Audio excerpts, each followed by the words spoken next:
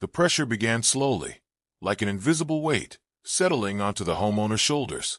At first, it was almost laughable, a small, neatly typed notice tucked into the mailbox, written in sterile legal jargon that seemed absurd in its precision.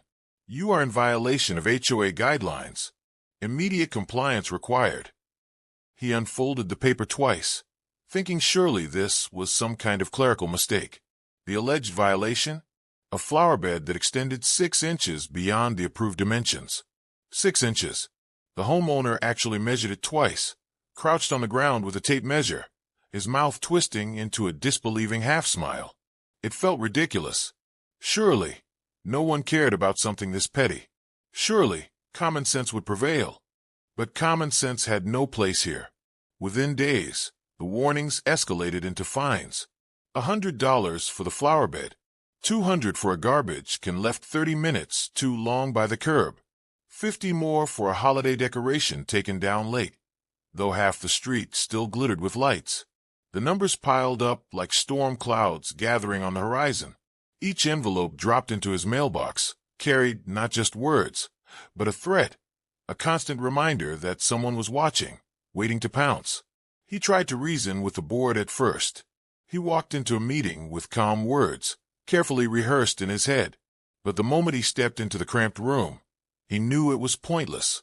The board sat in a row, arms crossed, expressions smug and unreadable.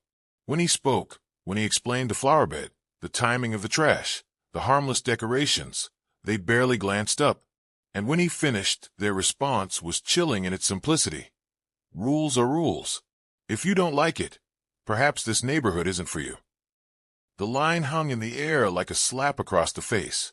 Some in the audience chuckled under their breath, while others avoided eye contact, unwilling to be associated with a man marked as a troublemaker. He walked out of that room humiliated, his cheeks burning with a mixture of anger and shame. But humiliation was only the beginning. Soon, his mailbox began to fill with notes, crude scraps of paper, written in different hands but echoing the same cruel tone. Just follow the rules. You don't belong here. Pay up or get out. Each one felt like a fresh wound. His truck, once his pride and joy, began to bear long scratches down the sides, appearing overnight as though invisible claws had raked it. When he tried to capture proof, his security cameras mysteriously failed, glitching at the exact moments he needed them most. It was like fighting shadows. He could feel the attacks happening, see the aftermath, but never grasp the culprit. The isolation stung worse than the vandalism. Neighbors he once laughed with at backyard barbecues now crossed the street to avoid him. Parents who once let their kids play with his children pulled them inside the moment he appeared.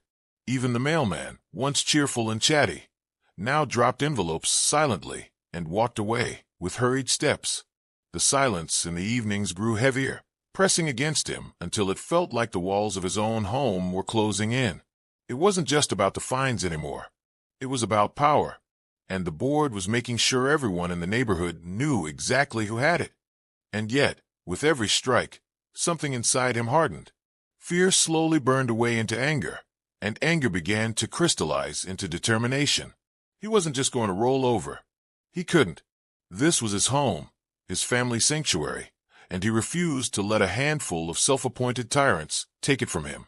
At the next HOA meeting, he stood. His voice was steady, though his heart pounded like a drum. He asked the questions others were too afraid to say out loud. Why were fines being applied inconsistently? Why did board members' friends escape punishment while others were harassed over petty details? The room fell silent. For a brief moment, he thought he had struck a chord. But then the president leaned back, smirked, and delivered the same venomous dismissal. If you don't like the way things are run, you're welcome to move.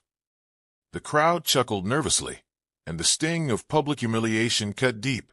But this time, instead of breaking him, it lit a fire. He began documenting everything. Every fine, every letter, every strange incident. He built a thick binder, page by page, filled with proof. Quietly, he reached out to neighbors. Some shut their doors, afraid to get involved. But others, hesitantly at first, began to whisper their own stories.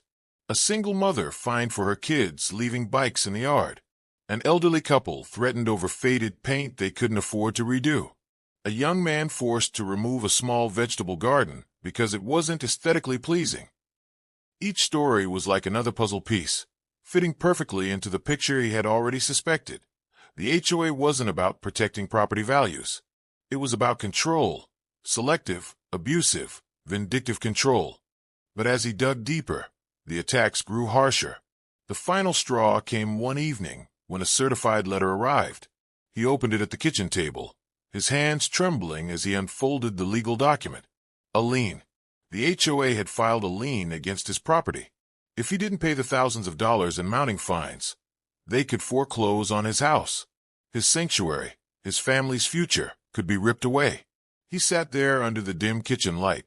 The letter spread before him like a death sentence, while his family slept upstairs, blissfully unaware of the storm about to crash down. For a long time, he just stared numb. But then something shifted. Despair gave way to fury. The HOA had crossed a line, and he realized they had underestimated him. He wasn't going to bow. He was going to fight. The climax came during the HOA's annual meeting. The community center was packed that night, the air hot and heavy with tension. Rumors of foreclosures, liens, and lawsuits swirled in hushed whispers as neighbors filled the rows of chairs. The board sat at the front, smug and composed, confident they would once again silence dissent. But this time, the homeowner wasn't coming empty-handed. When his name was called, he rose slowly, a thick binder under his arm. His voice rang out, clear and sharp, cutting through the murmur of the crowd. He laid out the evidence piece by piece. Photos of selective enforcement, timelines of fines, proof of board members exempting their own properties while punishing others. Gasps rippled through the room as he turned page after page, the weight of his evidence undeniable. And then he delivered the final blow.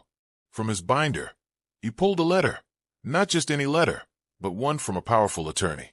It announced a class action lawsuit against the HOA for abuse of power, harassment, and violation of state law. The room erupted. Some neighbors cheered, others demanded resignations on the spot. The board president's smirk collapsed, replaced by a mask of pale shock. The illusion of control shattered in an instant. Their secrets were no longer safe, and the community they had ruled through fear had turned against them. The homeowner stood tall, his binder of evidence like a shield, and for the first time in months, the weight lifted from his chest. He was no longer alone. What followed was nothing short of a revolution. Within weeks, board members began resigning one by one, unable to withstand the backlash. The lawsuit gained momentum, drawing local media coverage and sparking outrage across the state. Neighbors who had once turned their backs now rallied together, united by a common cause. The lien on his property was dropped, the fines reversed, and for the first time in years, he could stand on his porch without feeling like a target. But the impact didn't stop there. Across the neighborhood, residents began speaking out, sharing stories they had buried in silence for too long. What began as one man's lonely fight had grown into a movement, reshaping not just the HOA, but the spirit of the community itself. The fear that had once hung over every house evaporated, replaced by something stronger: solidarity. The resolution wasn't just legal. It was emotional, spiritual. The homeowner stood at his window one evening, watching kids ride their bikes freely down the street, their laughter ringing through the twilight air. He felt peace, true peace, for the first time in years. His house, once a battleground, had become a home again, and though the scars of the conflict would always remain, they served as a reminder. When ordinary people refuse to bow to tyranny, they can achieve the extraordinary. The HOA had tried to crush him with fines, harassment, and fear. But what they didn't realize was that every attack only made him stronger, only sharpened his resolve. In the end, they had awakened something far greater than their petty power: resilience. And as the sun dipped below the horizon, painting the sky in fiery reds and golds, the homeowner whispered the words that had carried him through the storm. "They wanted me to break, but all they did was make me stronger."